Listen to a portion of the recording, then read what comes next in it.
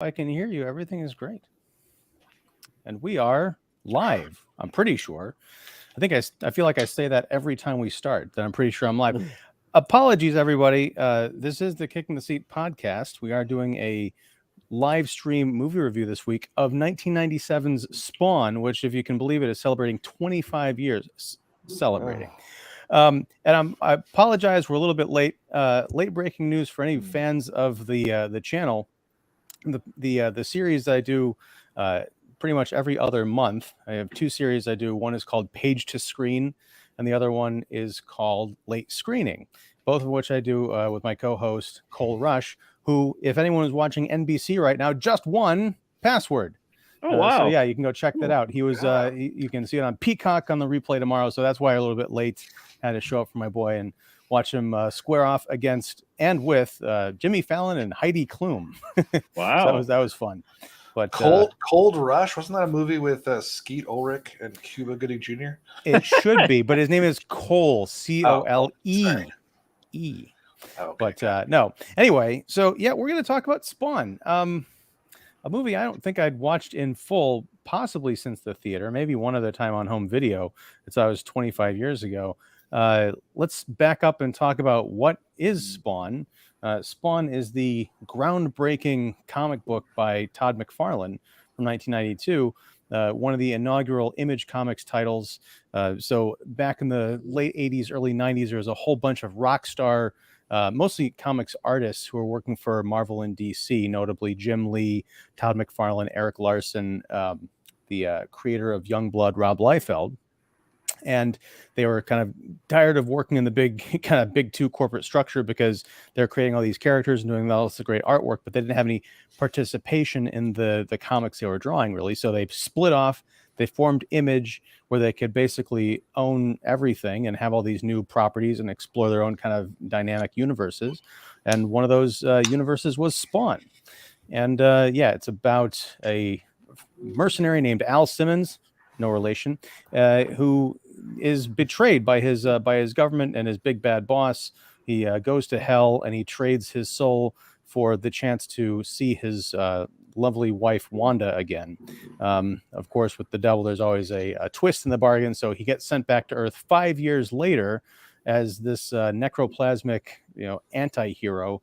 And he's, horribly burned and scarred. His wife has since remarried his best friend, Terry Fitzgerald, and they have a daughter, which is one thing that Al and Wanda could never have when they were married. So then there's monsters and fighting and angels and demons, and Spawn a couple of years ago it became the longest running independent comic book in history, surpassing Cerebus. And also expanded to 4 monthly titles, most of which I read for a while, and now I'm down to pretty much just one. But we're going to talk about a lot of that stuff, including the Spawn movie. We're going to find out who here knows what the hell I'm talking about in terms of like comics fandom. We're going to talk some Spawn. But before we do that, I want to introduce my panel of Earth's Mightiest critics. I am, of course, Ian Simmons of Kicking the Seat. We have Will Johnson, more like Yawn, am I right? The co-host of the Cinephile Hissy Fit podcast, who's the other co-host of which, he decided he was too good for Spawn. Will, I like the fact that you are not too good for Spawn. No, I don't know. I'm not good enough for anything. But I mean, yeah, Spawn, I'm very good for. I'm good for that. So excellent. And then we have Mike Crowley of You'll Probably Agree, also known as the Heat 16. I like that. It's kind of a deep cut for Spawn fandom, but not for this movie because it's sort of the MacGuffin of the film. Welcome. And then we have Mark the Movie Man Krawcheck of the Spoiler Room and Special Mark Productions. And yes, folks, just to clear up any confusion, Mark is dealing with COVID. And so he's in his studio, which he shares with family. So he's taking some extra precautions. So, but we can still hear you and enjoy your lovely presence. Isn't that right, Mark? You can, and I can just sit here and look like Howard the Duck reject. So that's okay. He got injected with Heat 16. Heat 16. Yeah, it's a worldwide virus that's gonna kill everybody. That Martin Sheen created. Yes, Martin Sheen actually created COVID. Yeah, there you go. Yeah. Well, hey, disavow. This We're not is here to this spend He is did work in the White House. He was the president. So yeah. was, Well, yeah. and I don't know how this will track with anybody else, but I know Mark will get this. This is more like this is the Martin Sheen I love when he's more channeling his brother Joe Estevez. Yes. This is a very Yes. Joe Estevez performance, which I adore. Which is why it's really hard for me to hate this movie because, this is Joe Estevez supreme. That was my exact thought watching it again because I haven't watched it in so many years, and I've watched so many indie horror since then with Joe Estevez. I'm watching it going, "Oh my God, this is Joe! That's Joe." Oh, yeah. He is channeling his brother, right? Joe Estevez's brother. Yeah, definitely his brother. Yeah, too many Sheens and Estevez's to try to figure yeah. No, out it's his brother. Yeah.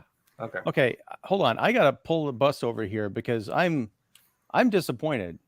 Don Shanahan is too good to join us on the live stream, but not too good to comment. Well, Joe Estevez's name drop. Yeah. Yeah. Well, yeah. We love you, Don. But do we? We love okay. Don. I'll say at least a couple of us do, so we can count that as the collective we. So yes. Okay, good. But no, I want to pick up on something is besides the Joe Estevez connection, because we were talking about independent films. This is the first time watching it over the last couple of days in 2 parts that I finally came to appreciate what kind of a movie I think this is. And a lot of that has to do with Mark's series they did on the Spoiler Room last year talking about canon films. And this reminded me, especially in that first act, of a canon film, like this crazy, military guy like Michael Jai White could have been a Chuck Norris part, if it had been 10 years earlier, the kind of like the grim government operative who's, got to stand up for what's right, sort of. But then it gets into the bizarre, clown comedy with John Leguizamo's character, literally named Clown. And then at the end, it just devolves into this CGI mess. Here, just real quick, CGI. CGI. Am I stuttering to anybody like visually? Because I think my internet connection is just like because I kind of do the zombie girl from the Ring thing every couple of seconds. But as long as I'm coming in, all right. Mentally, you might be stuttering, but no. Oh, very much so. Yes. Mostly because I found out what Cole is planning to do with his winnings from Password, and it just blew my mind. Anyway, sorry. Oh, God. Don is gonna try and get us canceled. Let's see. Okay, first he says, "Yep, I can't watch this movie again. Too painful." And then wait, Chuck Norris is back. No, he's not. But Don's just trying out again. He's just trying. Yeah. No, that's set where Simmons gets it from Sheen and Psycho the priest. That was such a canon set right there, from the way it was lit to the costuming to everything. If you didn't have the CGI in here, it would totally be a canon film. There's just too much CGI, and I'm going to just do that all night. CGI in here to be a canon film, because that's too much CGI for canon. Canon wouldn't. Well, I was thinking instead of using all that CGI, which looked like 1997 desktop screensaver flames, they could have just used the set from I think one of the first canon movies we talked about, Mark, The Apple. There's a scene like this. Yeah. This cave is very kind of hellish looking decor, but I guess it's not cutting up edge enough for Mr. McFarlane and Mark A.Z. Dippe, the director of this film. Have you guys seen his filmography, by the way? You on Letterboxd? It's quite interesting. He pretty much did straight to video stuff, I think. And a lot of like Disney Channel-esque kind of TV movies. Yeah. And we'll get into this later, but he was like an ILM guy, the director. And I read some quote about how like this was his movie to like get him out of ILM to like be like the next pioneer of special effects, but also ILM did it, and maybe they knew that, so they were like, screensaver effects. See, we're gonna get you. I saw ILM in the credits, and I was like, wow, they got their like C team. They like took all the interns They took all the interns and said, okay, you got this Windows NT box. No, wait, this is 97. So Windows XP box. Oh, Here you go. Knock yourself out. Here. Instead of ILM, it was more like LMFAO. But Yeah. I mean, if you want to know why the visual effects were bad, I did a little bit of digging on IMDb, and to make a long story short, a lot of the visual effects got farmed out to other houses. Yeah. because Oh, sure. crack houses mostly. I'm pretty sure they needed it to get through the long nights because they had to deliver the shots. Like they came in like 2 weeks before release. Yeah, this was like and you can Trek tell Motion they're not Picture, like- finished with rendering. I mean, when you see the demon with like the mouth that doesn't move, which like they say it's because Malboja can speak through his conscience or whatever. It's like, no, it's because he just didn't finish it. And you just got like some cartoon dragon, with like a guy who voices like cartoon dragons in cartoons. Hey, Yeah. no Frank Welker disrespect here. We will not Frank Welker disrespect. Oh my here. God, that's right. That was Frank Welker. Yeah. That was I just remember Indeed. listening to that. I'm like, that dude sounds like every monster I've heard in like a cartoon growing up. Well, and the other thing is I read about some behind the scenes stuff. I think originally, and actually I'll tie another thing in here that Mark would like, but later with The Punisher from 1989, this reminds me of the production of The Punisher as well. Originally, I think there was only like 70 or 71 shots of VFX. And then when they recut it, it went up to like 480 or 500. So it was very clear. I just watched an interview with Michael J. White where he said, like we had a cut. I mean, I think there's a director's cut out there that's like 2.5 hours. And he was like, we only had like 71 effect shots. But then this guy who's like an effects guy wanted to like pump up all the effects. So they just kind of recut the film and just made it all visual effects. And you can definitely tell. And it goes with what you're saying, Mike, about the fact that, just some of it seems so incomplete. It looks like the previs stuff you see for like Marvel films now. Yeah. So, it's amazing that but that was also an era. And I don't know if you guys would agree with me on this, but like, I think of like Lawnmower Man, Virtuosity, a lot of things like that, where it's like, they have the ambition to do something. The technology is there, but not quite developed enough, but they're going to do it anyway. Like Lawnmower Man, if they just waited like 3 more years, maybe could have nailed it, right? Or Virtuosity, same thing. This is the same thing. It's like, hey, we got this access to technology. It's not refined yet. Let's just do it, put it out there. It'll be great. And, not so much. It's a bit like history repeating itself, where there's movies from Marvel now that comes out where I just remember the first shot of Doctor Strange, and I'm like, is this like the attraction to a theme park ride?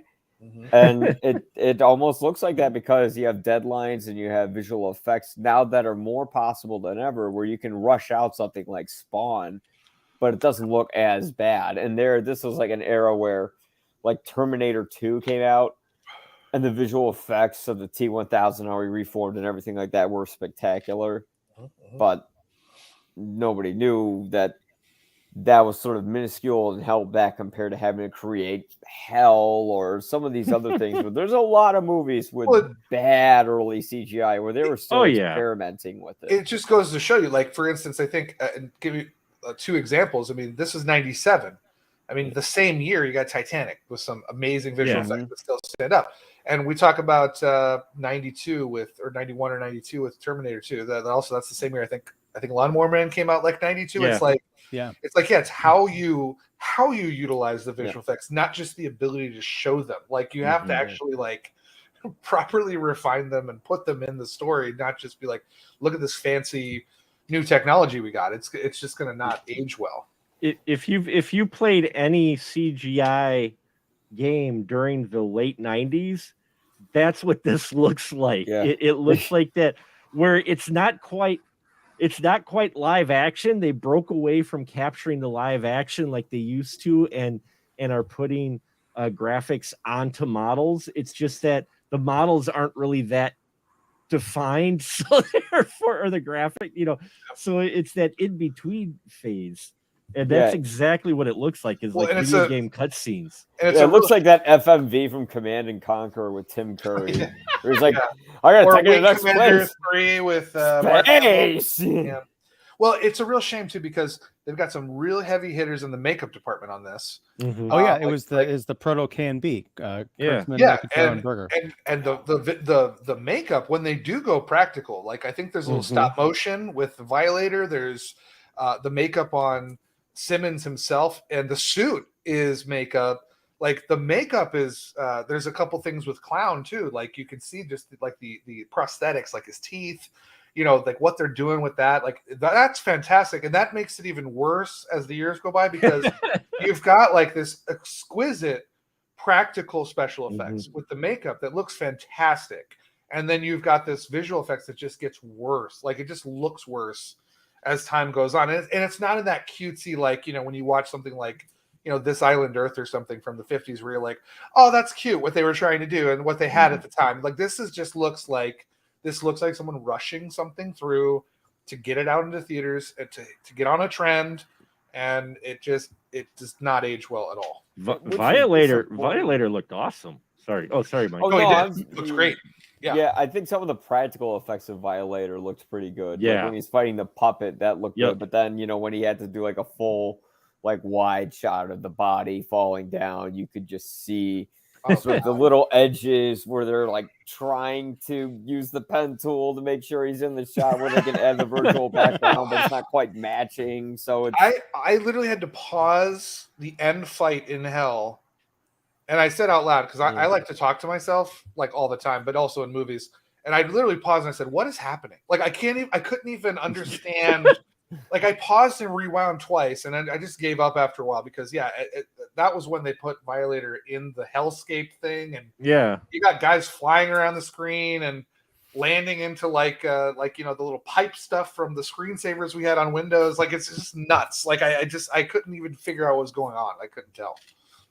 You know, Violator, who, you know, just for anyone who hasn't seen Spawn, A, what's wrong with you? And B, why are you watching this spoiler live stream? But no, Clown, played by John Leguizamo, is this short, you know, fat guy with blue face makeup, who is essentially an agent of hell sent to, in the comics, he's more sent to kind of watch over Al Simmons as he becomes a hellspawn. But in the movie, he's sort of working all these different angles to bring about the apocalypse so that Malbolgia, you know, Satan, can harvest enough souls to take the war, you know, for eternity to the gates of heaven and win. Not Jason Wynn, that's Martin Sheen's character. But no, he also transforms into this giant bug-like dragon creature called the Violator. And I actually I liked the Violator well enough in '97 because I fell into that kind of trap that people are still kind of in now. We're like, I'm just grateful that I'm seeing all these things that I read in comics rendered on the big screen. You know, we can do it much better now. But back in '97, especially seeing something like Violator and Spawn, you're like, how could they ever make this put this into a movie? Well, they did. My disappointment was in the comics, he always has that giant hanging down mouth thing. Whereas it changes to the point where he's just kind of got a regular big mouth, and the proportions are kind of wrong. The skin, the texturing in the suit is all strange. He looks almost like a reject from Gremlins 2 in terms of his body type, instead of like the kind of the white bluish gray. Yeah, it looks very much like an insect in the comics. But I did like that they got most of it right, including down to like the details in his eyes. It's sort of like this red fly texture, you know, the not honeycomb pattern, but you know what I mean. And in terms of the special effects that they added, like the little details, Spawn's eyes are green when he's in the suit, and in the comics he kind of gives off these little wispy bits of, you know, ectoplasmic energy that kind of come out of the corner of his eyes. They put that into the movie. Unfortunately, it's the same effect that they used when Clown farts, and it's a giant green gas cloud. And wow. and if we talk about, I mean, the funniest thing is this came out the same year as the animated series. Right, on HBO, Oh, did it really? I didn't know that. Okay. It was the summer of Spawn. Yeah, exactly. So, and it's funny. It wasn't hard for me to get a copy. I dug through my old boxes and found it. Oh wow, So, nice. Yeah, I have that. I got Plus the Blu-ray. the- I got the Blu-ray. Mike. Oh my God! Yeah. Ooh, it must look But great in high you don't have one of definition. these beautiful discs where Eye it's bleeding. double-sided. Oh, the Oh, that's the double-sided. animated. That's the With animated the- series. That's a with- fine, nice. Yeah. Yeah, the animated Ooh. series. Now that's Oh, where I've the got good that. stuff is. Yeah, I've got that. That's a good thick DVD too. You know, I feel like I'm selling this on like HSN right now. Like you can feel how thick this case is. But yeah, I mean the thing is like you see two totally different examples of the same material. Which from what I understand, I've only read like a couple Spawn comics that I own, but like from what I understand, they didn't handle the material very well. But in the animated series, Spawn's sort of redemptive arc, so to speak, is way more well interpreted and developed through a show that actually won, I think, like the Emmy for like best animated series at the time, and was abruptly canceled. And it's actually still holds up. I watched it all the time. It's fantastic. Oh yeah. But the movie just feels like something Russian from the 90s and like a cash grab. I've never seen it, and I actually kind of put it on my HBO watch list today after revisiting the movie. I was like, I'm interested enough in the Spawn. I don't know a lot about the comics, but I'm interested enough in the Spawn character to check out the animated series. I have heard great things about it. So.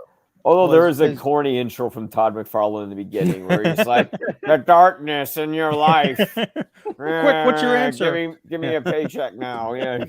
Yeah, you're looking at what 280, 430. So you're looking at about 440 minutes of video. Wow. Of animated altogether. I got all three of them. I don't know how I ended up getting three of them, but I have no idea how you end up with a bunch of movies in your collection. I don't know.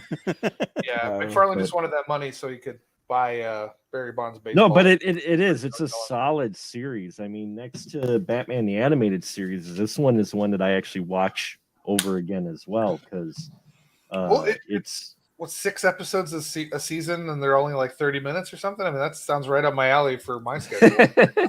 Well, I mean, that's the thing is, it's the Spawn movie had a very tough story to tell. Yeah, because I mean, the series hadn't even gone anywhere near the 300 issues by the time the movie came out. But one of the things about McFarlane's writing is that it's very dense. It's very kind of epic. And so there's a lot to cram in, and there's a lot to cram into an hour and 40-minute movie. You've got a bit more time to play with over a couple of seasons of, an animated show. But they try, and I like that. I don't know how familiar you guys did. All you guys read the Spawn comics? And Mike, I know you said you read a couple, but okay. Yeah, I read like the very first one, and then like an issue of Twitch and Sam, and yeah.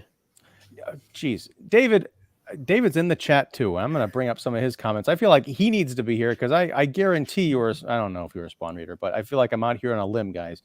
No, there are a bunch of Easter eggs for other characters in the Spawn universe who probably would have shown up in the sequels. There is the big kind of cocktail party where Spawn breaks through the skylight, all Batman and Robin style. There was a woman who was kind of making her way through the party, this redhead with a green dress, and she had these giant earrings on. That's character Angela. She's actually an agent of heaven. You mentioned Sam and Twitch. They show up in pretty much the last scene of the movie to arrest the Charlie Sheen character. There's all these kind of neat little details. I got the feeling that it was a setup for a hopeful series of movies, or if they didn't get that, because especially someone might have watched the end product and be like, this is it, guys. They're like, we're going to put as much stuff in here for the fans as we possibly can. I appreciate that. I mean, it's a frustrating watch, but it's also, kind of heartwarming. Yeah, there is ambition in it. It doesn't pay off. It's kind of one of those movies where it's like a B movie and it's enjoyable. But yeah, I mean, they did plan for 3 movies actually, but it didn't quite work out. Yeah, it didn't. I mean, it didn't. It wasn't a bomb or anything, so I'm kind of surprised because I think it made almost double its budget. Yeah, so it did make it. It made double its budget back. So, I mean, that's in those days. That used to be all you needed to do is make double, right, to make up. So yeah. kind of surprising, I guess. But well, and we'll talk a bit about the Spawn remake maybe a little bit towards the end of the show, because that's something that's been I feel like that's been in development for 10 years at least. But okay, we're gonna go to some comments here. It's basically Don and David hanging out in the chat. Let's see. Okay, we're gonna zip through these because there's a lot. Love the canon comparison spot on. Yay. Oh, got him out of ILM. All right, talking about the director. The movie puts the dir in rendering. Nice. How much do they spend on Martin Sheen's hair dye? Nice. Just for Estevez. Love the notion of ambition. Will, so true. Too bad the Spaz spinoff was scrapped. Yeah, that was kind of the shocking. Watching this with 2022 eyes. The dog named Spaz. And also it was the nickname of one of the producers, I believe. I mean, freaking Beyonce had to go and change one of the lyrics in her new album because she, used the word spaz, and a bunch of people got, upset at her. And now we've got it's a cute little dog named Spaz. Well, I'm canceling David right now for saying it in this comment. So okay, David. Yes. Well, and David didn't even have to appear on the live stream to be canceled. That's got to be some kind of a record. Canceled, done, finished. Second, and David, I guess that's for the Spaz spinoff. Yeah. Clown was the MVP. We'll get back to the comments in a second, but John Leguizamo is in a different movie. He's like in his own film. It is weird. It is kind of weird because, and this is coming from someone who didn't read the comics and hasn't seen the Spawn series. So there is kind of a little bit of a disconnect. And if you guys can fill me in a little bit, because it does seem like, you've got the devil or whatever, and then you've got this guy who can be a goofy clown who dresses up in like cheerleading outfits, but also can turn into this like wicked creature. And at one point in the film I caught this, maybe this is like something from a different cut that would have expanded on this, but at one point he kind of shows like a little jealousy, like, why didn't you pick me to lead the fight to heaven? And I was kind of thinking the same thing too, because the first time Spawn fights him, like Violator kind of kicks his ass, so I'm kind of like, why isn't he leading? Like, and why is the devil putting up with this kind of, for lack of a better word, clown, like that's just fooling around, So there is definitely a disconnect with that character for me, kind of understanding how he fits into everything outside of what we're told. You know what I mean? Well, I read Spawn a lot, but then I stopped, and then I kind of came back to it literally decades later.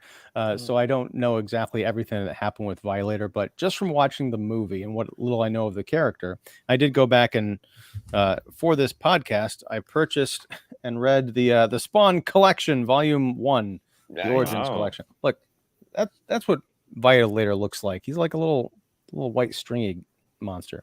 But anyway, in terms of why not Violator for the Spawn role, my thought was always Violator is a good agent of hell. He can show people the ropes and like, here's what it means to be damned. But Malbolgia was looking for like someone with a more of a military strategic mind, because he wants to lead a literal war on heaven. So he can't just have this little guy who's, as we can see, gets taken out by a hell spawn and a former holy warrior who just team up and take him out. So he needed someone a little tougher. Well, I didn't read the comics either, but if I'm going off of the animated series, which I was told was a lot more accurate, he wasn't nearly as goofy, jokey as he is in the film that John Leguizamo is.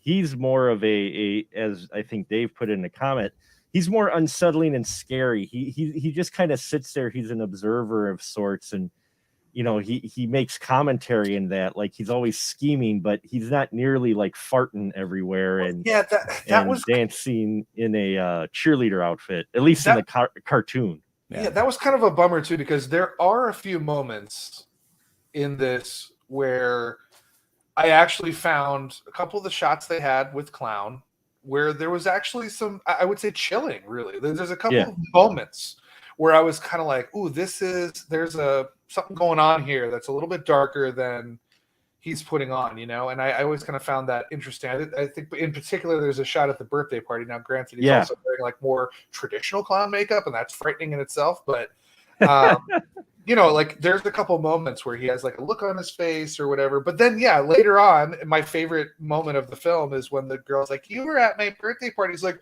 "No, duh." Like, it's kind of hard to take someone seriously that goes, "No, duh." So yeah, there's definitely a little bit of a disconnect and a lot of not wasted potential, because I think the performance is excellent. Just this kind of, like you said, in a different movie almost, kind of in a different realm, Yeah, I mean, that's the. By the way, pardon. I just realized that when I put up a comment, it zooms out of the background, and I still have these DC League of Super Pets wallpaper. I noticed that. Well, that'll work for Spawn. Oh yeah, I was like, why do I see like cute pets? Yeah, so I put the Spawn's dog be. Yeah, there you go. That was my homage to Spaz. His little yeah. But no, so now we have the blood splatter of Academia Giallo. So all right. As far as clowns, I like Leguizamo's performance. It doesn't quite read the same way in the comics. He is vile, and he does have these kind of one-linery tendencies, but they tend to be more kind of under his breath asides. Like that bit where he says, I'm gonna cut you into 50 pieces and mail one to every state. That is a very much a clown line. And also the bit that still disturbs me, not only because of the quality of the rendering, but just the idea when Clown gets beheaded at the end of the film in the Simmons living room, or I guess the Fitzgerald's living room, he reverts back from the dragon head to the clown head. And as he's shrinking and kind of melting away, his severed head starts licking his own like bloody, gooey entrails or whatever that's coming out. No, I think it was him. That was him lifting his head up. Like, I think that was him like using as a crutch to correct his head. That's what I got out of it anyway. I can't believe I got that out of it, but like he was using it to like lift his head up because it was at an angle, and he used his tongue to be like, ugh! Like that's what I got out of it anyway. Well, maybe you're right, and I'm just really sick in the head because I got to go back and watch that now. I got like he T1000 himself, and he just kind of came back. I got together. it that he was eating his own goo. I got that. Well, no, but now I want to go back and watch it. I want to watch it from Will's perspective now, because that's a really interesting idea. It's kind of sick in my head, but like when he was licking it, like you ever have squeeze pop? Yeah. I kind of got reminded of that. Like, oh man, it's like looks like squeeze pop. He's like, anyways. But I also think I was gonna say something else weird, but I'm not going to. Hey, this is the show for weird, Mike. Oh, okay. Well, I was gonna say, like, if you've ever seen Hannibal, when Ray Liotta is eating his own brain, it kind of looks tasty. In that it does. Yeah. It's tasty. It looks tasty. No, it's like the old Dave Chappelle joke. It's like it's like how dog food looks. It tastes just like it looks, delicious. Like it just, like some stuff looks great to eat. Like I go to like those bagel stores, to get a bagel or something, and there's always those dog ones, and I'm like, that looks really good. But like the little cupcake outside of it. Like, I'll just take the sprinkles off. Yeah, exactly. So I think the brain. Like the brain itself was gross, but like once it was actually fried, it kind of looked like. It looked tasty. You could have that like with the fat you'd have left on like a fried steak, Well, have you guys ever had pig's brains? Or no? Where do I get some? Sounds like a Wisconsin or head cheese. Head cheese is good. Head cheese, oh my god. Anyways, going back to the problem Spawn, is the thing with head cheese is like usually she'll have to like drink a whole lot of cranberry juice and. Anyway, sorry. What? I have a Departed reference I could make right now. Well, let's depart back to the show, to the movie. No, I was gonna say like Violator actually looks like intimidating in the comics. Well, that's Malbolgia, dude. Oh, that's Malbolgia? Oh, never mind. His mouth's open in that one too. Yeah. I never closed his mouth. How rude. It was one of the alternate series for Spawn McFarlane figures. I pulled some of them down in case you're interested, but this is Priest with, I believe this is supposed to be Violator here in this alternate version. It looks like the movie Violator crossed with one of the terror dogs from Ghostbusters. I thought I'm not a fan. Actually, the McFarlane figures are cool because they got a samurai Spawn. Mm-hmm. Wow. Yeah. Everyone's got to be a samurai at some point. There's a samurai Batman, there's samurai troll dolls, there's, whatever. And then there's this one with he's got bats and stuff hanging on him. Yeah. So all right. Well, so these are all the different designs they could have gone with. How much stuff? No, I don't want to. I don't want to. Yeah, a lot. I don't want to see. I don't want to see any of those action figures rendered with the 1997 technology. That's where I'm drawing the line. Okay, so back to some comments. Michael J. Fox must have been rotoscoper. Okay, thanks, Don. God. Wow. Yes, Don, I'm gonna put them all up. If you want to do stand up, just hit me up, man. Holy wow! Whew. Keith David, yes, the voice of Spawn in the animated series. That's wonderful right. Voice too. Now that's the real Spawn I wanted. Why don't they just bring back the animated series instead of trying to reboot the film? Like, that would be perfect. You could just use voice actors and it would work so much better. And the animated series, like, I know it real well through like the series more than the comics, I'll admit that. But like, I think that would be the perfect project where you could further develop the character, even leave off where the cliffhanger was in season 3, instead of trying to bring it back with Jamie Foxx, with Todd McFarlane himself directing it, who's never directed a movie before. But he did direct a video with Ozzy Osbourne recently. Was it good? I don't know. I don't even know if it's out yet. But no, but it's an interesting segue because, I said we'd talk about the remake later, and I guess later is now, because as has been rumored for a long time, and I guess it's still confirmed because Jamie Foxx made a comment within the last week or so, and there was some big news coming out of Comic-Con San Diego. There's going to be bigger news coming out of Comic-Con New York. I guess they're waiting till all the ink is dry on contracts and stuff before they make the big announcement. But yeah, the rumor is Jamie Foxx is going to be playing Spawn in a version of the movie that is more akin to Joker, the Todd Phillips Joker movie. Yeah, and I did hear that. Before the Joker comparison, I heard that it was going to be less of a Spawn movie, which I take to mean less like what we saw in '97, and more of the kind of a supernatural detective story that Spawn happens to be a part of. Part of me thinks that sounds interesting. Part of me doesn't know if, it all depends on who the storyteller is, but I don't know what Spawn looks like minus Spawn and just with Sam and Twitch in the roles. I feel like that sounds more like the premise for a TV series anthology than a film. Yeah, well, and the thing is that I saw they had like maybe a few years ago the concept art that he was thinking about, and he like showed it on camera, and Spawn is like this mysterious figure, sort of like covered in clouds, and you just kind of see that. So it's kind of like the animated series where it's just like mostly the eyes.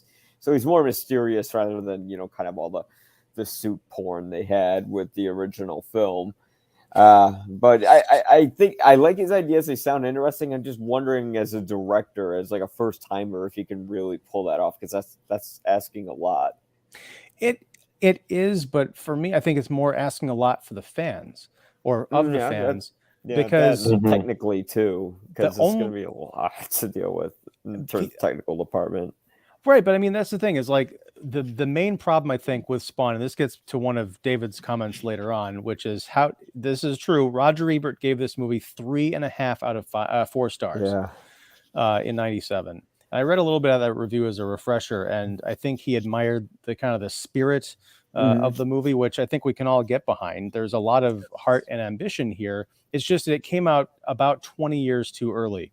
I think if they had released a 2.5-hour cut of this movie with today's state-of-the-art special effects and a little bit of tweaking, as we mentioned, like making Clown make a bit more sense, kind of maybe reining in John Leguizamo or whoever they got to play that part, I think this could have been a smash, because it does have a lot of what made the comics so popular. A lot of action, a lot of weird stuff, a lot of fighting monsters in alleys and that kind of thing. I just feel like if you have a stripped down thing like, oh, you're, Spawn's barely in the movie. I'm like, well, then that's not really a Spawn movie. It's like having a Star Wars movie that takes place entirely on Tatooine. Or Hey, it's nominated for 4 Emmys. So anyway. What? Spawn? No. No, Boba. Wait, Book of Boba. wait. The Book of Boba Fett.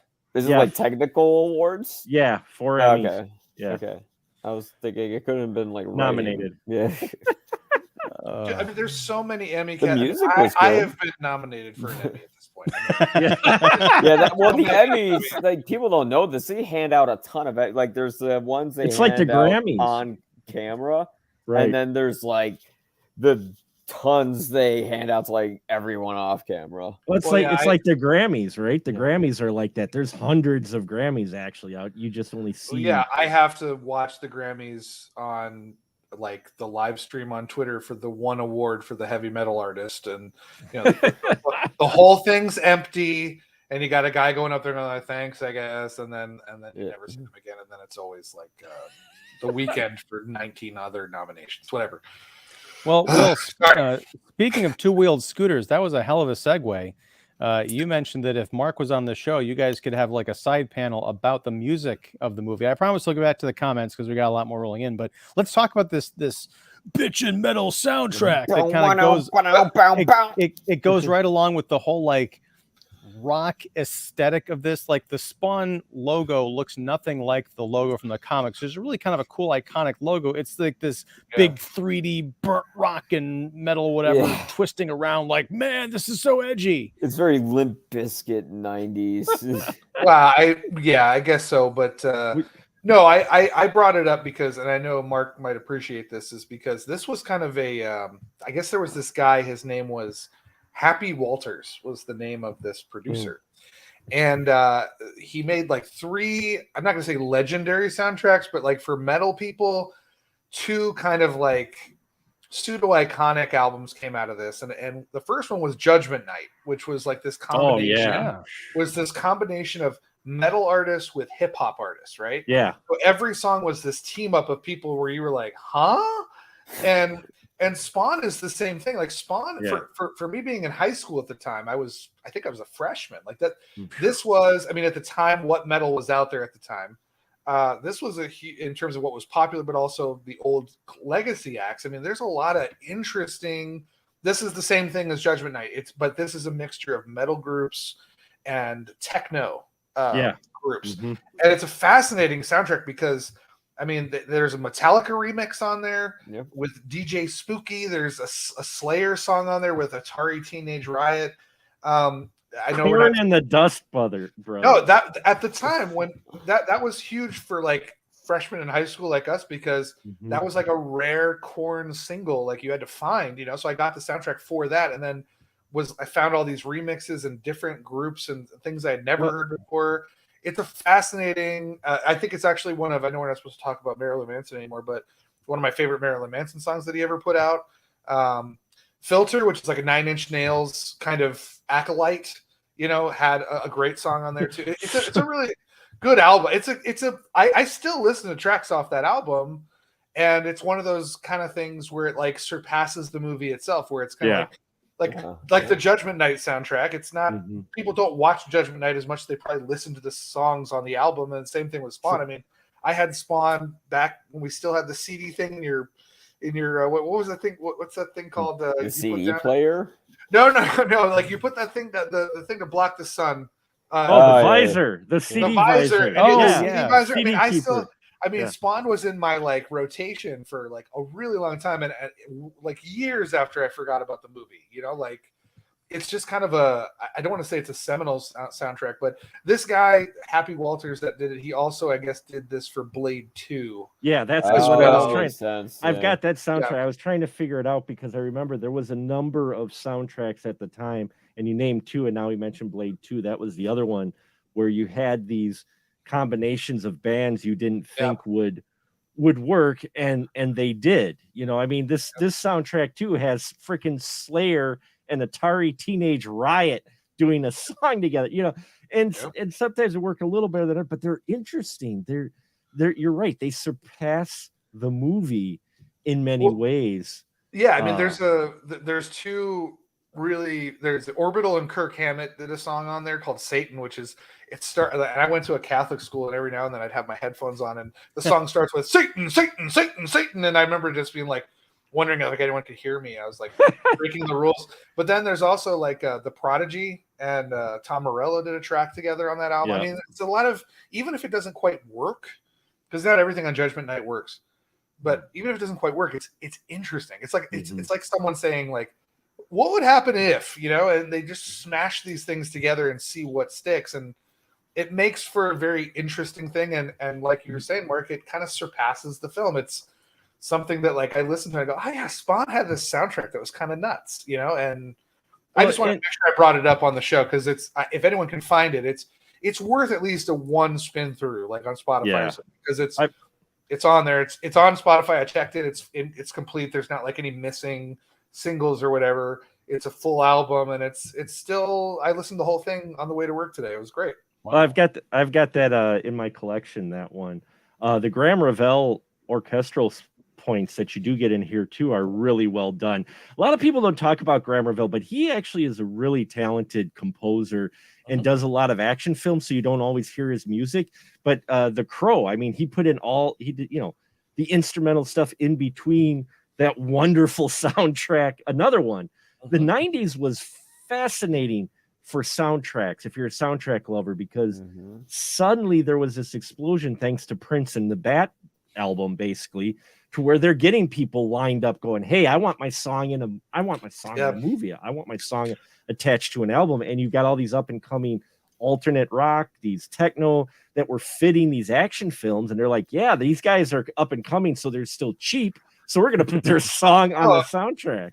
Yeah, when the Oscars started going like, hey, we should have a best original song and have all these guys come on stage and do it. Yeah, well, I mean, that was a trend, I think. I actually like to think, Mark, and tell me if you agree with me on this, that I think the last film to do that, to have that style of soundtrack, where like you pick up the soundtrack, there's only like one song that's actually in the movie, but it's like literally like a sampler.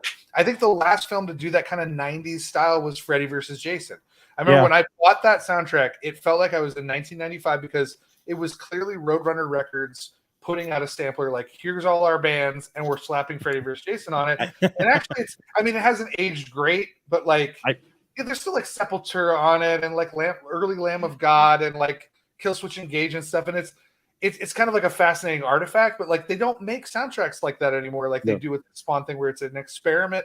It's not just like a, like when Forrest Gump comes out with a soundtrack or whatever, they put CCC on it. It's like there's actually like some thought into like music, like they try to put you in the mood. Like when I watch Spawn, like it doesn't. It kind of, some of the techno beats, it's techno stuff. I'm not a techno guy, but it kind of fits the Graham Revell music. It actually kind of even puts you a little bit in the realm of the movie a little bit. It's like when a soundtrack actually tried to do that instead of be like a collection of hits, or what I'm seeing now, a big trend is, like Taylor Swift, for example, is like she's Oscar hunting now. It's like, let me release a song for every movie and that'll sell the soundtrack.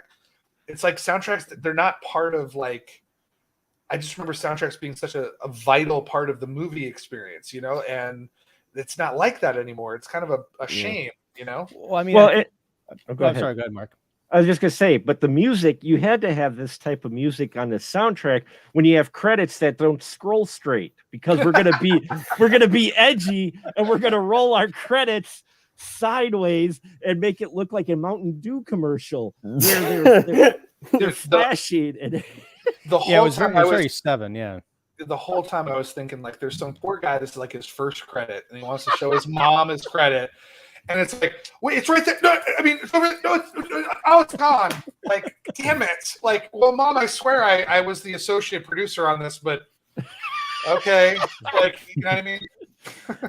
Yeah, I mean, as far as the soundtracks go, I mean, I know scores are bigger now than I think they've been in a while, but I mean, I remember it's possibly because of the advent of the internet, like, has destroyed everything else, or liberated everything else. However you want to look at it, people can make their own soundtracks now.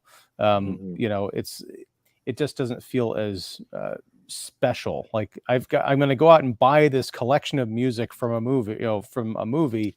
Sure. When honestly, I could just go to YouTube and create a playlist and find, all of those songs like ripped off from, other places, and, just listen to it myself. Well, ironically, and when we were talking about how the new Spawn's gonna be like Joker and everything like that. Joker's one of the few scores where I can like listen to that independently, Right. because it's highly it's haunting. It stays in your head. So Yeah, I think for that's sure. what they're going with this one. I'm not sure if it'll work out, but the nice thing about this Spawn is that it really brings you back to the 90s. Like, as cheesy and corny and dumb as it is, it reminds wearing me a flannel shirt at one point, like Yeah. to the graveyard. Yeah. Like, he looks like he just came out of like a Cameron Crowe movie or something. Yeah, it's like, and I watch it, I just remember like seeing that movie with my grandfather in the theater, and even as like a little kid then when we left, we were both just like, that was dumb,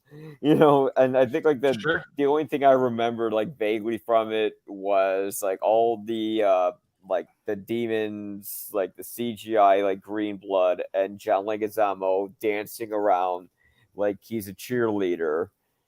And I remember both of us looking at each other like, what the fuck?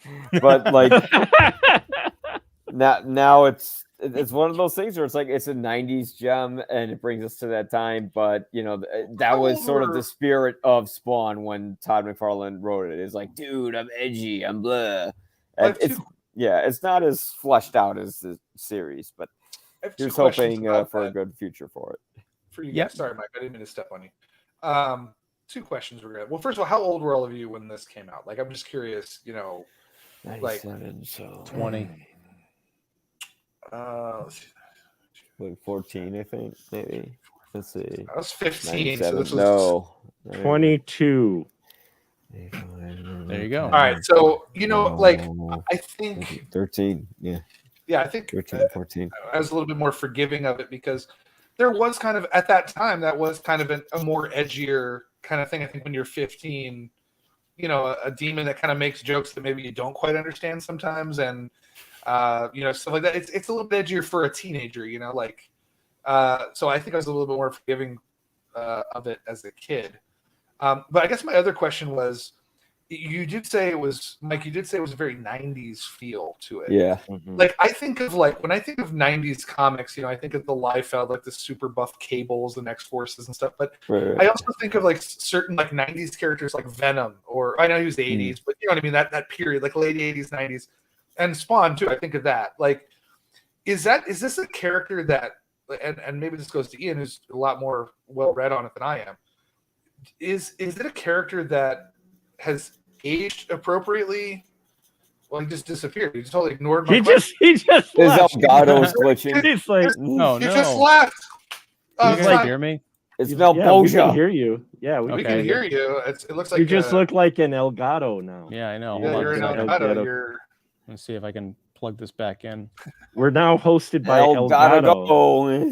Oh no. Elgato. While he's doing that, I guess my point is like even when I watch Venom now or read Venom now, it still feels very 90s to me. Like, it still feels very late 80s, early 90s in terms of like the attitude and the spirit and the design. Is Spawn like that now, or because this movie's very 90s and it always brings me back to very late 80s, early 90s feeling. Like, I look at that character design, I think, like I said, it feels very much like of a time and place. Like I said, like with the Liefeld X-Force or what the Jim Lee X-Men, where it feels like the 90s. Like, has that character grown past that, or are they still kind of has it adapted well for the modern era, so to speak, or is it still kind of a 90s feel to it? Well, it's a strange thing because as I mentioned, can you guys hear me and see me and all that stuff? Yeah. Okay, good. It's I know a little darker now. I know for whatever reason, my camera's back on, but the brightness that comes with the camera is not working. So I gotta look at that later. A6 hacked him, so. But no, it's again, I haven't kept on the full history of Spawn, but I did dip back in around the 300th issue. So I'm like, oh, I'll check this out, which is exactly what Todd McFarlane was banking on. But I read it, and I think I read 1 or 2 issues after that, and it's so convoluted and dialogue heavy and so up its own ass with its own mythology that it was not new reader friendly or even old reader friendly who's kind of coming back into it for the big issue. I did read a bunch of the spin-off comics, and they were kind of fun and interesting, but eventually they too got really convoluted and I'm just sorry, I've got this Keith David comment up, but it doesn't feel 90s, but it does still feel like Spawn, which is, Okay. it feels like one story that's been drawn out for 30 years. And I just don't, that's the reason I gave up on those other titles, except for one, which is called Gunslinger Spawn. It's essentially a hell spawn from like the Old West who's been brought into 2022, which is kind of interesting. I like where it's going so far, but I'm already like, okay, I'm going to give this every month. It's like, okay, it's got me for one more issue.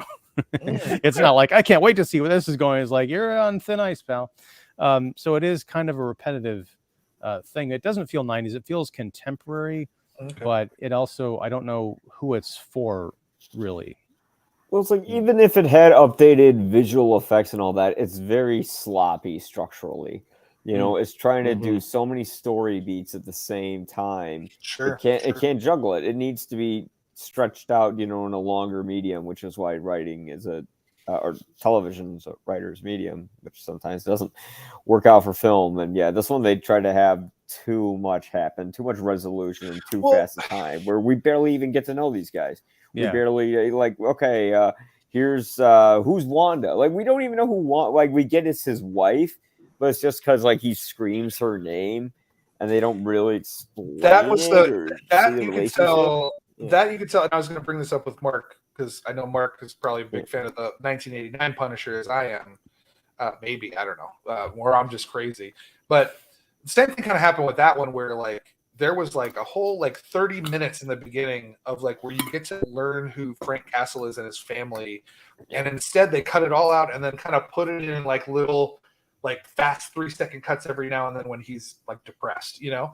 But you can tell because they spent like actual money on like a location and production, and like, you know, if you know anything about movies, you know that that stuff happens sometimes. You cut things out, you put it in differently, and I get the same feel from this. I think you can tell because there's a lot of moments where like they're trying to make up for the character development by like having Spawn like sit in an alley and go, oh, Wanda, and then it'll cut to like a very quick succession of cuts from what is clearly scenes that they shot of the couples together talking about things, or like moments they have together. And yeah, it does make you think like, well, now first of all, I do got to give a shout out to Teresa Randall, who I would she is one of my all-time favorite movie crushes, very underrated. I don't think people talk about her enough. I love her, so yes, I would lead Satan's army if I could get back to her arms. But yeah, you can tell they cut out, to get right to the action, they cut out a lot of that character development, and you're always playing catch up. And yeah, and it does make everybody look bad. Like, I should be able to like kind of understand where the best friend's coming from, because he was the only one that could be there for the wife who was so devastated. And that stuff happens in real life. People get connected like that. They only have the only person they can grab onto. That seemed like a very realistic, mature thing, but instead it makes that guy look like an asshole. It makes Spawn look like an asshole because he's just like, well, fuck that guy. He's my best friend, but I'm sorry, I'm not allowed to cross. But, you know, it's because of that rush stuff, it makes everybody look kind of crappy and bad, and no one looks like they're mature enough to handle any of this stuff, and it's just way too much cut out to salvage some of those plot character points, you know? Well, Al Simmons was like a bad guy who learns how to become a good man. Like, if you read if you've seen the series, like, because the whole idea was like he was in Vietnam and he like killed guys and tortured them and did that with his buddy and did stuff for the government, which, yeah, they do the government stuff, but it was like a secret mission where it felt like something from like a random spy movie. I don't know. I have to laugh. The spy, the opening thing was great with the rocket, because Simmons complains about collateral damage. Oh, there weren't supposed to be any civvies on the tarmac. He blew away 4 control guys who were just sitting and doing their job. I want to land the planes, and he comes in, well, I got to launch a rocket from here, rather than saying, hey, I need to launch a rocket from here, stay in the corner and don't say anything. No, he blows them away. Those he didn't have a problem with, but the 4, hookers and whatever on the tarmac that he blew up, those people he had a problem blowing up. They're just GTA characters you can just knock away. It doesn't matter. And here's a little funny: if you ever want to rewatch Spawn, I suggest you don't sometimes. But like, there's actually a great moment where the missiles are coming at the plane, and you can watch this. This was an extra that was like, I'm going to make the most of my money that I get as an extra. One of the bodyguards of what I'm assuming is Saudi Arabian or whatever, like one of the bodyguards sees the missile coming. He reaches in his jacket, pulls out his gun, and cocks it like he's going to fight the missile with his gun. He does. And then the plane explodes. And I'm just like, damn. Like, I was like, yeah, he's got some heart. Like, good for him. Like, you know what I mean? It's like the when Black Widow pulls up the taser to go against Thanos, you know? It's like, yeah, go, do your thing, extra. Nice. I do have to go back and watch that now. Thank you for pointing that out. Well, it's at the very beginning of the film, so you're right. Okay. Yeah, you don't have to watch the whole thing to get there. But no, the one thing, and we were talking about those kind of flashback scenes and everything. I don't know if that was stuff that was shot to be longer that they chopped up and turned into flashbacks, or those are specifically shot to be flashback scenes, because that's one of the things. This does retain the spirit and the flow of the comics, which does have a lot of these kind of flashback panels interspersed with, scenes of action or scenes of like kind of meditation in the alley. They do a lot of funky like transitions and shimmering objects and stuff. I felt like this was their attempt in the late 90s to replicate that kind of like off-kilter comics panel feel. I mean, Ang Lee got a lot of crap for his version of the Hulk, a movie that I haven't watched in probably 20 years, but I really loved it when it was out. I saw it a few times because of the comic book feel that, there are actual panel transitions and things kind of breaking out of the screen that I appreciated. And I feel like this was kind of trying to do the same thing. Intellect too, and tried to do something in Ambition, which, Spawn had, but like in a totally different way. Well, the only reason why I brought that up is because I'd been watching some interviews with Michael J. White. Now, obviously, he's the actor of it, but he seems like a pretty honest guy. He seemed like it wasn't like somebody who was bitter that the movie that could have broke him out. He's obviously doing okay for himself, but I think he was probably hoping this would be the thing that puts him on the map. He doesn't seem like a bitter person talking about it. And he mentioned that like they said like they specifically filmed things, him and Teresa Randall, and that explains why.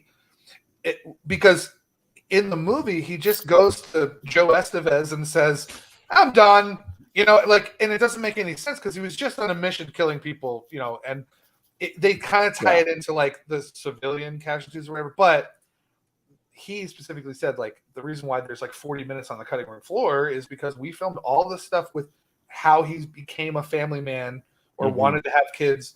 And that's why he wants to quit. He said it was more character driven. This is back in the 70 to 71 visual effect cut before they added all this stuff. So that's the only reason why I think there is that footage exists out there, and reminded me of the Punisher, because that's the same thing happened in Punisher as well. Like Dolph Lundgren was like, we filmed all this crap, like a whole half hour that they just cut, Release the original Spawn cut. That's what I'll say. Let's get that going.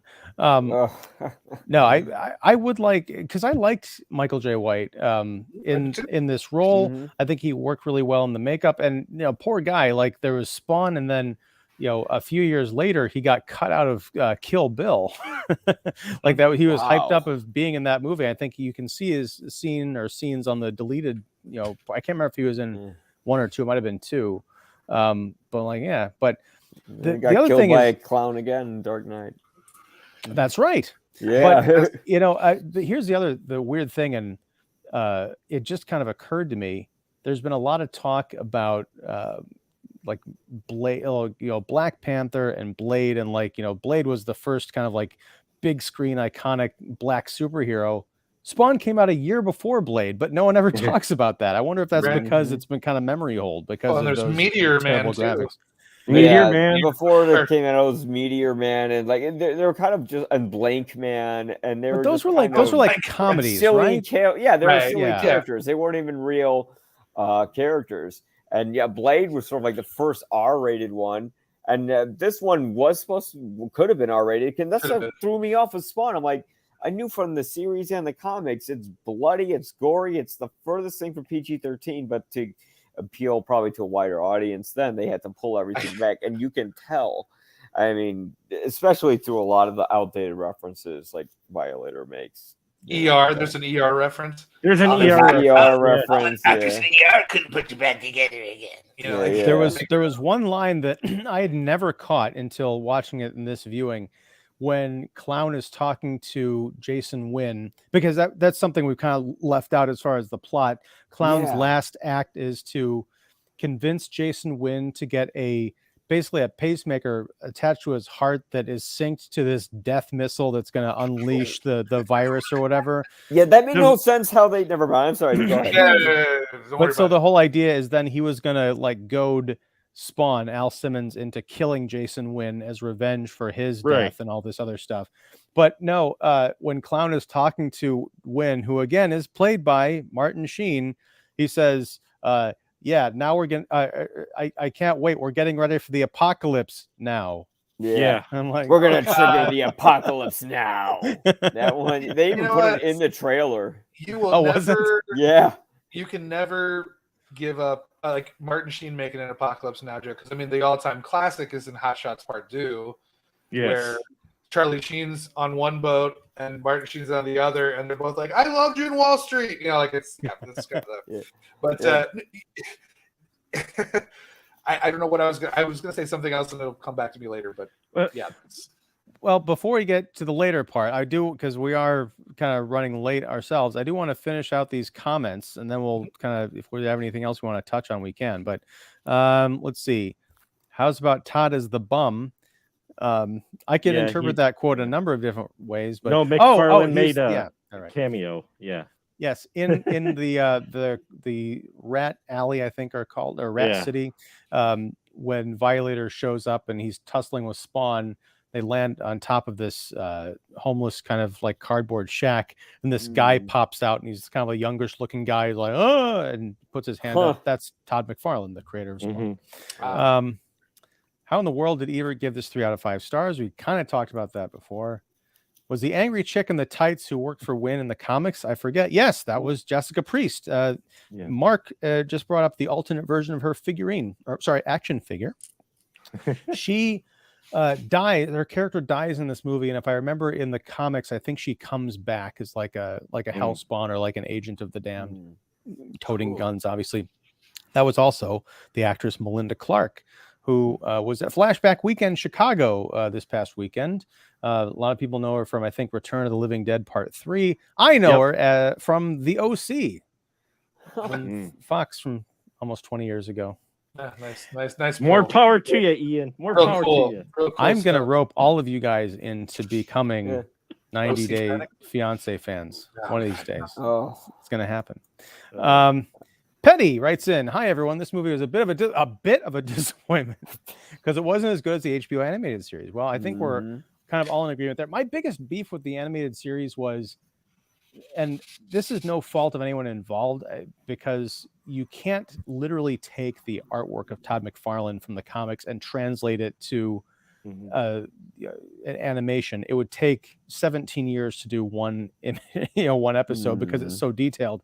But I was just not a fan of how stripped down the animation was. I could never quite get into it, despite the story. I'm like, it's okay, but I'd rather just go read the comics. Yeah, but I think it was just a big deal to me because that was like the first like mature sort of cartoon to reach audiences. And I just remember as a kid, I just had this vague memory of like there was a scene where he's revisiting Wanda or something like that, and then they like cut to like another scene. There's just like nudity, and I'm like, what? Boobies. I think that was my problem. Well, I was not I had nothing against, as you put it, boobies back in the 90s, certainly. But I think because the rendering style, and I haven't watched in 20 years, so this is my memory, I was like, they looked like fake boobs to me. It's like the digital bras they put on in Showgirls and you see it on television. Oh, God. You've watched Showgirls on television? Yeah, it was like on VH1. I have. And it was in the background. I'm like, oh, wow. yeah. It was a desperate, sad time. It's like watching Die Hard on broadcast TV where they cut out all the words. Yeah, both are 5 minutes long. PG-13. Well, he does. Father. They Motherfucker. did cut it out in Live Free or Die Hard, or as I Yeah. called it, Live Free or Die They covered it PG-13. with a shot from the gun. Mhm. He goes, "Yippee-ki-yay, mother!" Yeah. Brilliant editing. Spaz was in Meatballs. Is that true? Holy The crap! movie- How old was that dog? That dog's like 900 years Oh old. my god. It's like a crow. Maybe that dog's secretly a hellspawn. There you Let's go. see. He's the real awesome. Spawn represents that thorn in the side of both the devil and Spawn. Yep. I would say more Yeah. like the pimple because he's very round and full of like some kind of juices, I imagine. Excellent shirt, Mark. This Statement is false. false. Wait a second. No, it's not. That statement is true. Head cheese is Wisconsin delicacy. Yes, And it is. Head cheese sounds like a venereal disease. Just saying. We're on the same page there, Don. Don's on fire today. A redo could or could not be a problem since the comic is far from hot nowadays. Yeah, I understand, but I think this is what McFarlane is banking on. There is enough brand recognition because I've been listening to actually a bunch of Todd McFarlane interviews in the last couple of days. He's a fascinating guy. Yeah.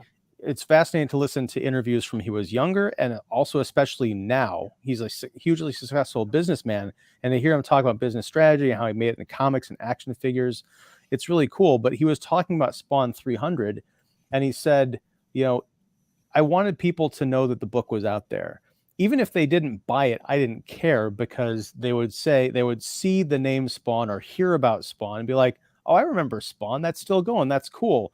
It's just keeping that, in the kind of ether. So I imagine if there is a Spawn movie that comes out in a couple of years, people are like, oh shit, there's a new Spawn movie. That's still a thing. I understand your point, David. It's not like, well, it's probably selling better than some DC and Marvel comics right now. But who's to say? Judgment Night and Trespass make for a solid double feature. Great call. Mm. Hey, I still work out to the Daredevil soundtrack. Is that the Ben Affleck Daredevil soundtrack? Yeah, that was Wow. I remember that soundtrack because I remember the commercials for that played my least favorite song in all the universe. My daughter plays it all the time just to piss me off. It's the Evanescence song. Yeah, like Yes. take me up inside, like that. And Oh, sorry. Hey, at least it's not broken. Anyway, let's see. Nothing blows up those sexy calves like Evanescence. Yeah. We had to have Spawn or to have Hellboy.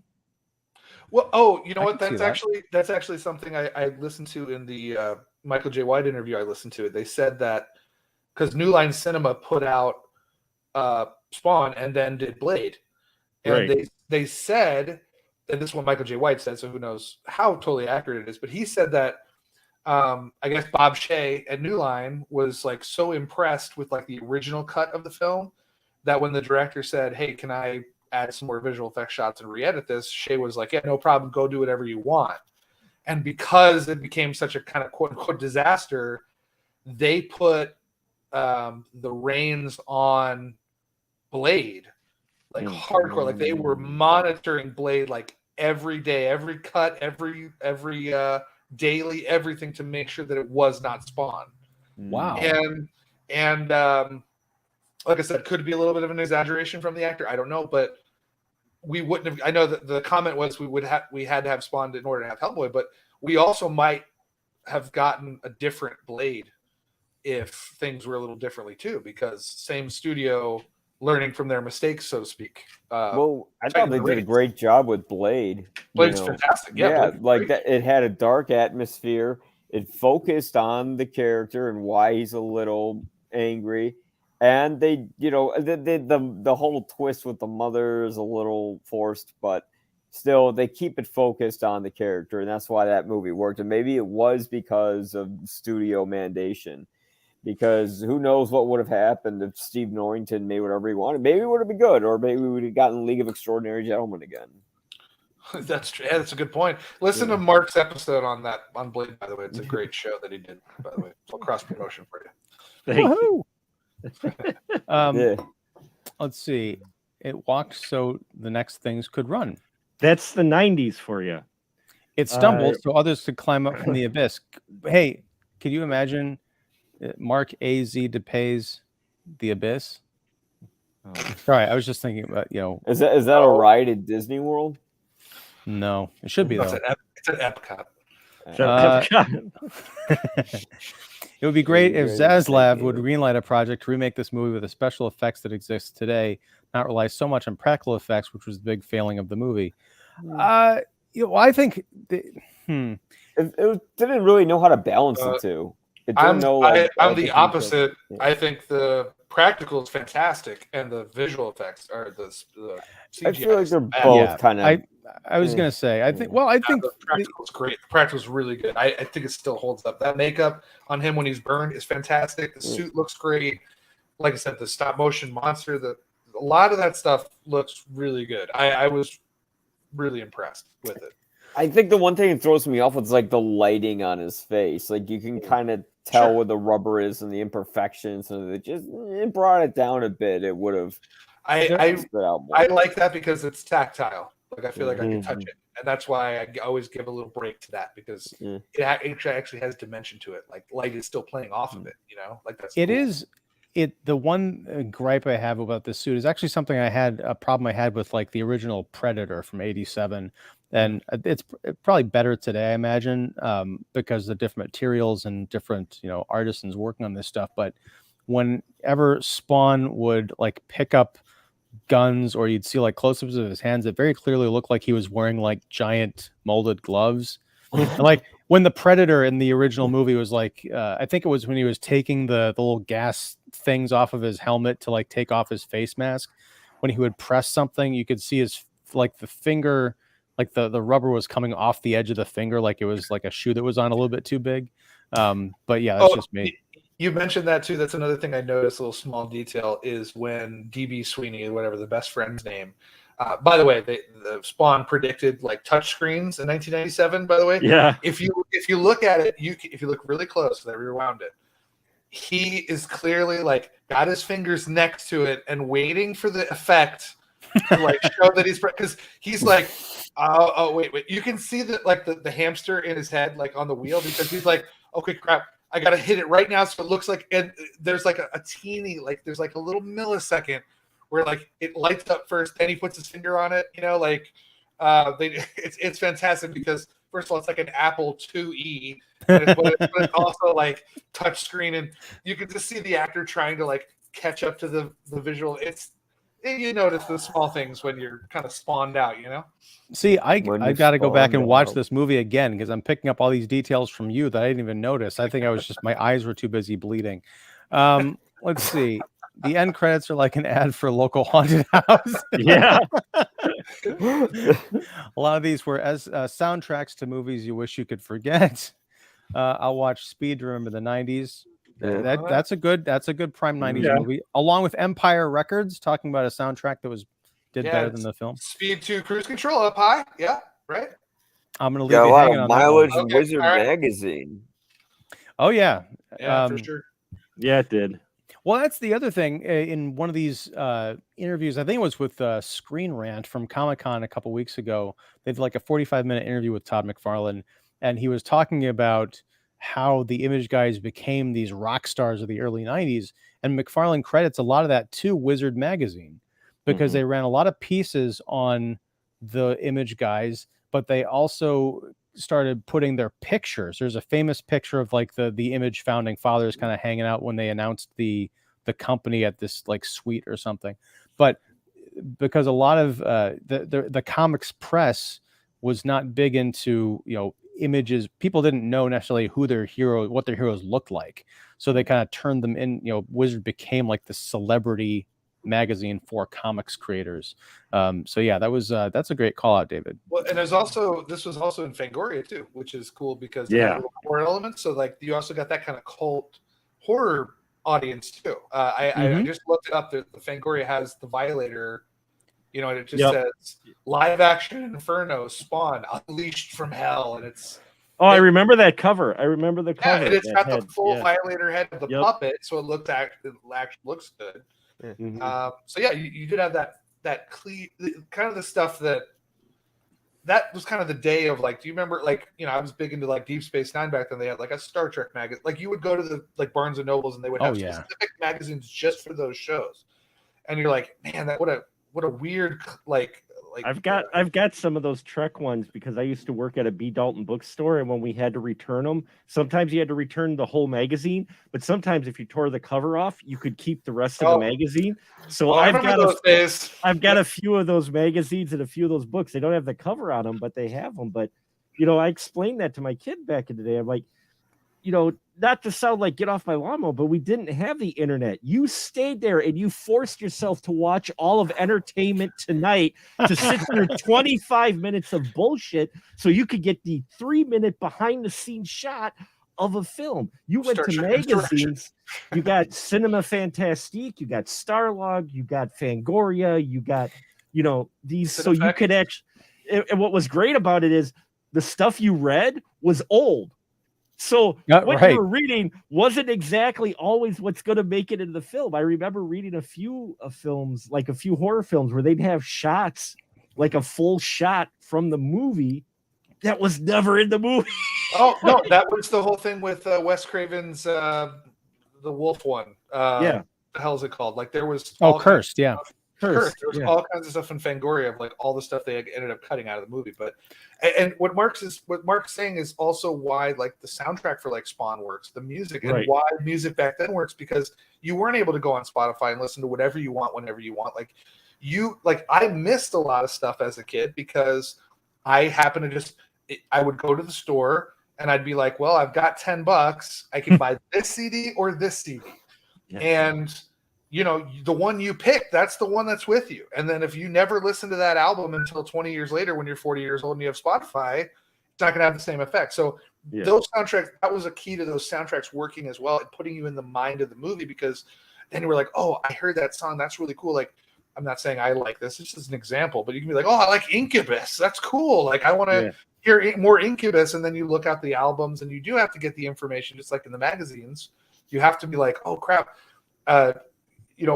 Magazines were so behind, like Mark said, that there was an infamous time when Mad Magazine got the leaked first draft to Star Trek First Contact. Yep. And then made an entire parody issue about Star Trek First Contact based on that first draft, which was about Picard and crew going back in time to the Renaissance. Yeah. And then the movie came out with the new script, and it's all about the Borg, and Mad Magazine just has this issue out there that is insanity. Like, what the hell are they even referencing? But I've got to find that issue. Yeah, that is like Mark said, that's kind of what we were living in. It's like I got all my information from Joe Bob on Monster Vision and those magazines, and like that's how I discovered music, was through the movies. And yeah, it's a different time, and I think that's what kind of makes this movie interesting, even though it's bad, is that it does have that feeling of something made yet in yesteryear that would not be made in the same way today. There would not be a Spawn made like that today. And I gotta love that a little bit, So, well, there's definitely some terms that are questionable that they throw out. I can't remember what they were offhand, but and we probably wouldn't want to say them, on YouTube certainly, but it's a different time is probably the best way to put it. I mean, that's the thing, is it's a double-edged sword, because I will see the new version of Spawn, whatever that happens to be, if it ever happens to be, but I'm not looking forward to it because the premise doesn't excite me. But I also would like to see this movie, or an approximation of it, remade today and sort of not much changed, except to maybe tighten up some of the story points, maybe add that extra hour in, because a 2.5-hour comic book movie, unheard of back in '97. Oh, sure. Now it's just like, it's like one of the shorter ones. It could happen, because I've noticed this. As you guys know, I kind of like the Russo brothers a lot. And a lot of the stuff that they're putting out as directors and producers is kind of like these throwback 90s action films, like 21 Bridges, Extraction. The Gray Man has a very like mid 2000s feel to it. And then a movie that just came out very recently, Bullet Train, kind of has a very like late 90s, early 2000s feel to it. So they're doing it with action films.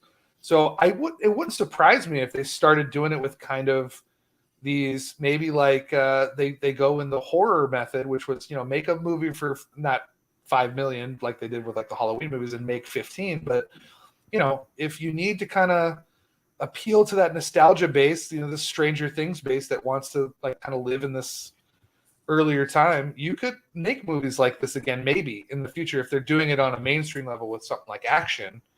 I can see a niche kind of thing doing it, and you maybe get something that's kind of crazy like Spawn in this current climate, but that might be years down the line. I don't know.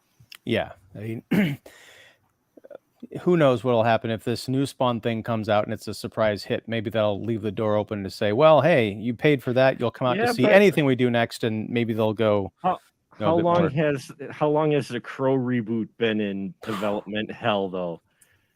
I remember, and this was 5 or 6 years ago at the first Madison Comic-Con, Wizard Comic-Con, first one I ever got press at any convention ever, and I learned that's the worst place to do interviews. Anyway, when you don't have the proper connections. Anyway, I was in a panel where they had the creator of The Crow there, and they were going to do a showing of The Crow, and we were in there, and he was telling about his, how much money they made The Crow for. It was really fascinating, the stuff that went in and how they put that film together.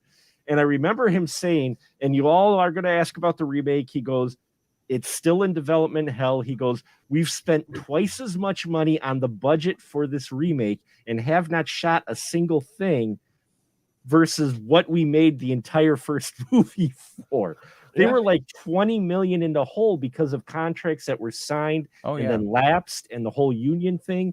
He's like, we made The Crow for what was like 10 or 12 million dollars. He's like, we're already $20 million in the hole with The Crow remake, and we haven't done a single thing with it. But what's weird about that as an example is that we still got like 6 Crow sequels. Right.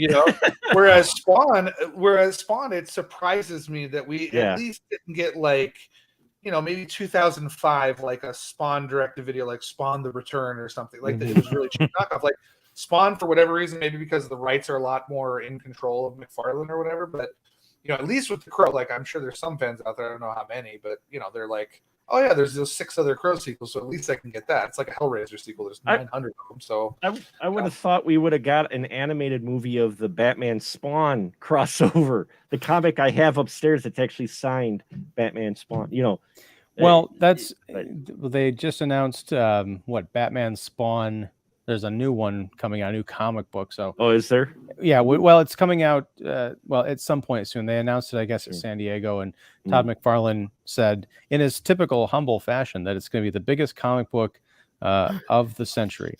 All right, so let's get. It was the visual effects movie of the year. Remember on the cover? So yeah. Truly was. It was, wasn't it? Sure was. Mm-hmm. The special effects movie event of the year. That is called Spawn. That is called Spawn. All right, so let's get through the rest of these comments because I got to get to bed. Mark's got COVID. We've been talking about nostalgia for like years here, which is great. But Mike's got head cheese, whatever. It's crazy. You want to know how they make head cheese? That was a tie back to Don's terrible. No, I know. You don't want to know what's in head cheese. Okay? I got layered jokes. I would have thought just like lack of washing. Anyway, okay. All right. If it wasn't for this, there'd be no short-lived Savage Dragon cartoon. That's true. That was another thing I did like about the early Spawn comics, is because I think they did this through all the Image titles. They would throw in references to other Image titles to like help build the brand. So at one point, Savage Dragon does make a cameo in Spawn, and then there's constant references to Youngblood in Spawn. Like there's a hitman that goes after Spawn. Like, I thought you was one of them Youngbloods. But yeah, so all good fun. Great analysis by Will as always. Oh, snap. That's my buddy Collins. Thanks, buddy. Appreciate all right. That Will Johnson sure knows his analysis when it counts. I thought it always counted. Wait a minute. Now he's making fun of me? Now he's making fun of me. He betrayed me in 2 comments. Wow. He's like, great analysis, and then Don said it, and then he never mind.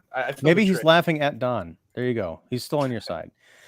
I think I was supposed to capitalize the word like analysis. Yeah, okay. There, fixed it. Betty says, Michael J. White, after the role of Spawn, he did not get an important role, and I do not remember that he was a very bad actor. Could it be said this movie destroyed his career? I don't know if it destroyed his career, but I think, like Will said, this might have been, by all rights, it should have been his big break. it might just not have happened because he did have some roles in iconic movies later on. He gets a full pass for life for Black Dynamite, which is just an amazing spoof film of blaxploitation. Like that is Black Dynamite is hilarious. Yeah, that's a free pass for life. So he's no matter what. Complete with Boom. Complete with Boom's showing. It's beautiful. Oh, that's yeah. It's a beautiful movie. Did I see the latest Top Gun Maverick news? Looks like it saw his legs. Special request to Ian. Please review Sandman series on the channel. Very interested to hear what you would think of it. Yes, Top Gun Maverick is coming back to theaters this weekend. I think like Friday through Sunday or something like that. For fuck's sake. I mean, but that's the thing. For fly's sake. The thing is, it's crossed the $1 billion mark. I'm sure they want to secure their position, but I actually don't mind this. Unfortunately, it's only going to be for this weekend. But I was telling my wife like a few weeks ago when we were talking about going to see Super Pets, she hasn't been to a movie theater before that movie in like 3 years. So she never got to experience the big like butt rumbler Dolby seats and the recliners and all that stuff. I'm like, we should go see Top Gun Maverick like that, and then we'll to see if it's going to be too much for the kids. Top Gun Maverick's not playing in those theaters anymore. It's on its like way out of the theaters. So now this weekend, people can go see it, in IMAX or in the nice theater. So I don't have a problem with it, except that I don't have time to go this weekend. So it's Maverick in time then. Yes, it's Maverick time. Yes. Somehow Maverick returned.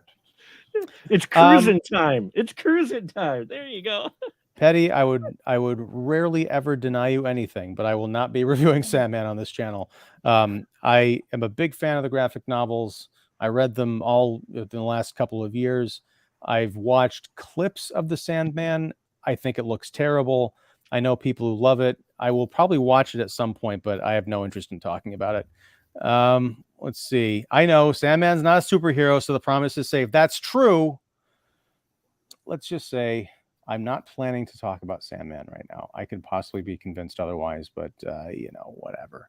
Let's see. And that breaks my heart too, because I interviewed Neil Gaiman a few years ago, 20 years ago exactly, this year, and it was one of the best experiences of my life, and it almost ended in tragedy. Anyway, I'll tell that story another time.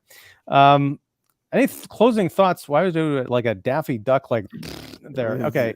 Any closing thoughts on Spawn? Yes. Any closing thoughts on Spawn? Spawn.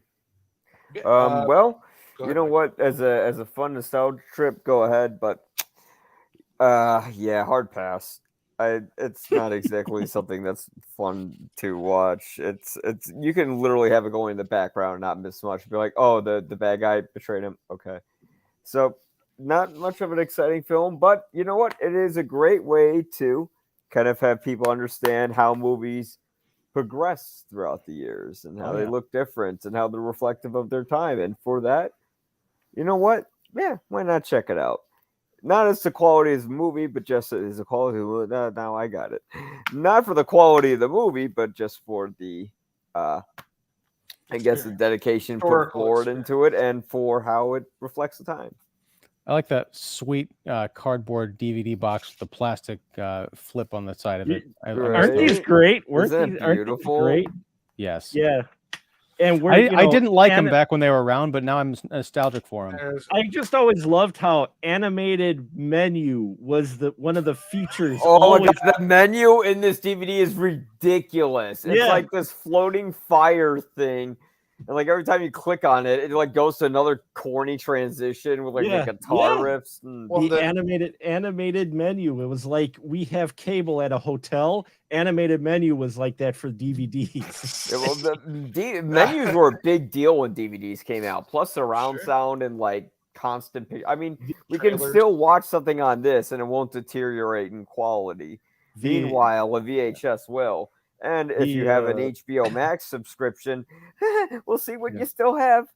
So I like the little disc too. They look like the disc in Spawn that says Special Ops. That's just right there.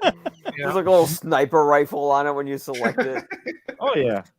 The Abyss still had one of the best menus. The Abyss 2-disc special edition had a Did you great just like go menu. further in the water or something? No, you had a bunch of hidden Easter eggs because they used to put Easter Oh. eggs in the menu if you navigated right. And so there was a trailer, I think, for Terminator 2 on the Abyss disc. Wow. And a couple other things as well. Yeah. Jordan Poole, the shooting guard for the Golden State Warriors. I think he meant Jordan Peele. Peele. I think you meant Peele. Yeah, I was like, Jordan Poole just won a championship with the Warriors. I was like, whoa, okay. Well, you could do anything then. See? Real quick, the most vexing DVD menu I'd ever experienced was Memento. A great package, but if I That's a freaky one. It actually freaked me out in the middle of the night, that one, with the tests.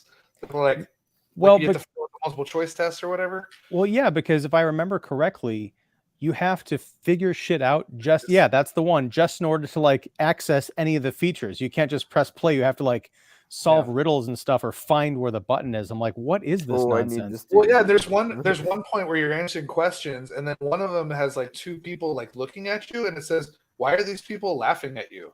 And I remember like reading at that, like, or looking at that like 2 a.m. on a Friday night or something, and being like, "Whoa, I'm not watching Memento." No, yeah. Now, where was I? All right, so Michael Fett. I hope that's really your last name because that's awesome. Yeah. He's from Phoenix. He's around here. He's a good guy. Oh, cool. That's a great last name, though. Problem is, I don't see a Crow remake working unless they go with the African American version with music by Michael Kiwanuka, Gary Clark Jr., and Kendrick Lamar, maybe by somebody like Jordan Peele. That could be interesting. Yeah, I have no complaints about that. Anything has to be better than what they've done before as far as sequels to The Crow. Speaking of Jordan Peele, they did have Michael Wincott, who was the villain in The Crow, who was the film director in Nope. Yeah.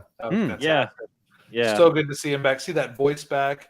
Oh, yeah. I love that voice. I got an impression for you. Caw, bang, bleep, I'm dead. Oh, yeah. Oh, such a great performance. I'm going to see E.T. Are any guys going to see the E.T. re-release this weekend? Actually, yes. Michael says go see E.T. in IMAX instead of Top Gun Maverick this weekend. Yes. Yes. I stay tuned to this channel. Yes. Indeed.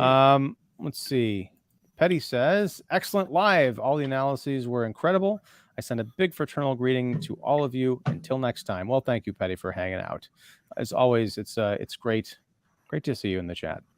Michael says Jordan Peele. Yep. Sorry. And yep. Cool. Although that Golden State Warriors thing, I'm not a sports ball person, but that'd be kind of fun. Yeah. Well, what the hell? I mean, LeBron's financing movies now, and so I mean, what the hell, right? He's evolved from Sprite commercials. Hey, LeBron. All right, that was from 10 years ago. Yeah, that was a long time ago. Yeah, I don't think that's anymore. All right, well, we're gonna close this out. Thank you everybody for staying way late. We're almost. I think we're just about at the running time of Spawn.